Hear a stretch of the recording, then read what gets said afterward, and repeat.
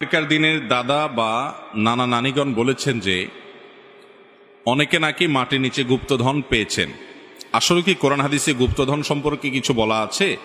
যদি থাকে বা যারা পেয়েছে সেগুলো কি হালাল নাকি হারাম?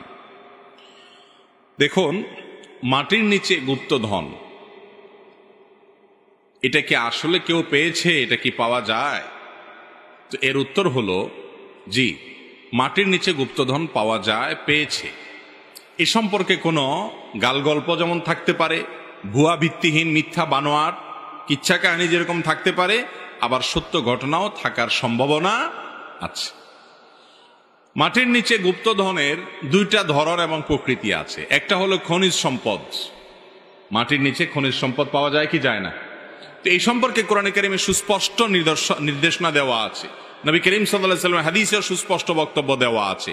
যদি মাটির নিচের কেউ খনিজ সম্পদ পায়, যার জমিনে পাওয়া যাবে বা যে ব্যক্তি পাবে ওই ব্যক্তির অধিকার থাকবে।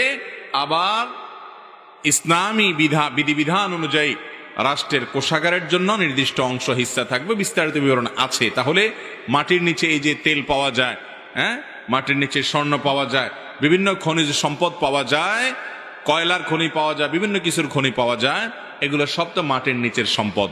অতএব মাটির নিচ থেকে সম্পদ উদ্ধার করা বা সম্পদ পাওয়া যাওয়া, এটা বলতে যদি খনিজ সম্পদ বোঝানো হয় তাহলে সেটা তো আজও পাওয়া যাচ্ছে পৃথিবীতে বিভিন্ন জায়গায়, আগেও পাওয়া গেছে এবং ভবিষ্যতেও পাওয়া যাবে। এটা তো বাস্তব এবং কোরআন হাদিসেও তার বিবরণ আছে। আর মাটির নিচে সম্পদ পাওয়া বলতে যদি, গুপ্তধন পাওয়া বলতে যদি আমরা সেটা বুঝাই যে টাকা পয়সা সোনাদানা এগুলা পাওয়া যাওয়ার কথা, তো সেগুলো এক সময় পাওয়া যেত।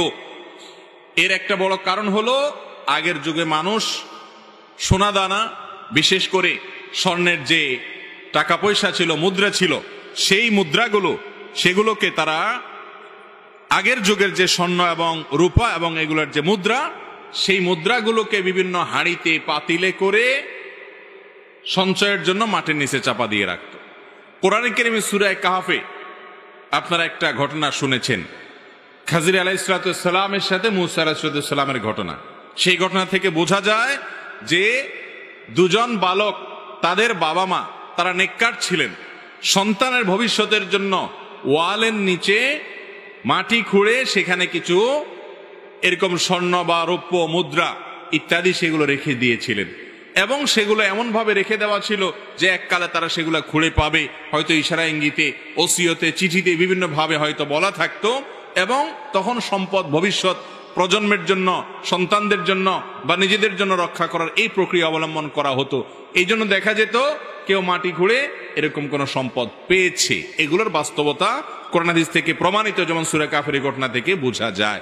আবার এ নিয়ে কোনো গাল গল্প থাকতে পারে, যেমন আমাদের দেশে বিশেষ করে নানি দাদিরা অনেক গল্প শোনান।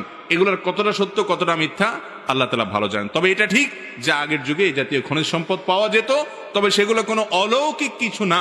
সেগুলো হলো মানুষ নিজেই পুঁতে রাখতো, সেগুলা কেউ না কেউ হয়তো উদ্ধার করে পেত।